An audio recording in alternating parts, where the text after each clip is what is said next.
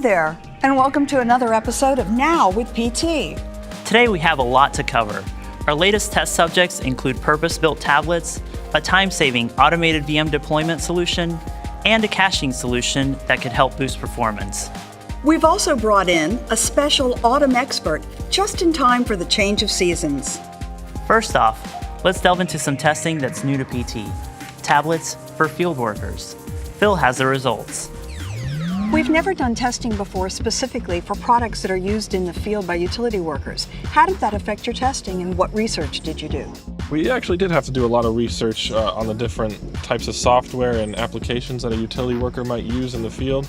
We did end up talking to a couple of subject matter experts who had worked with utility workers to find out what applications we should be looking at during our testing. You put 3 tablets to work. What did you learn?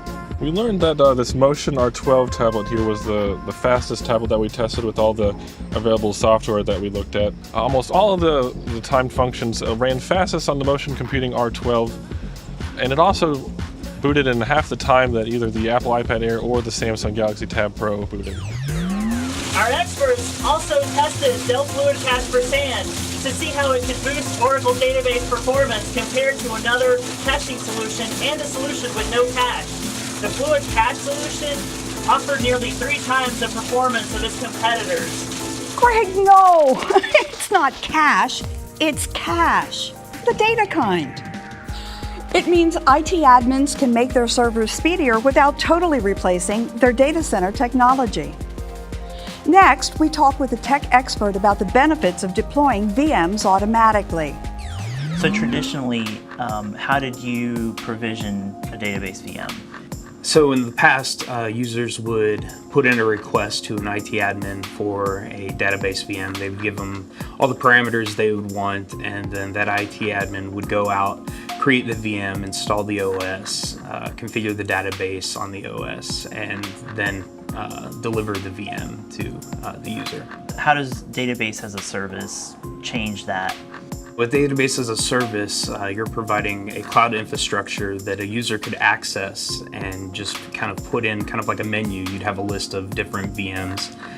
They would select a VM, then there would be options to configure the OS, the database, just the way you want it without interaction with a IT admin.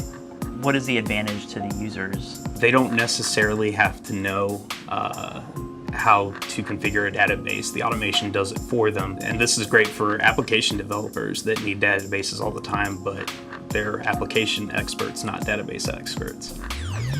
Last but not least, we have a special guest.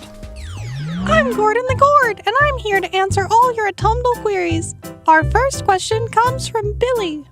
What is server virtualization? Well, Billy, that's not really an autumnal question, but I'll allow it. And how the heck should I know? I've got squash for brains.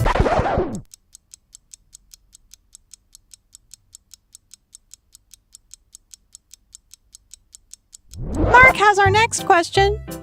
What should I be for Halloween? Now that's more like it. Great question, Mark. For my money, nothing impresses your friends like a gourd. Plus, it really moves on the dance floor.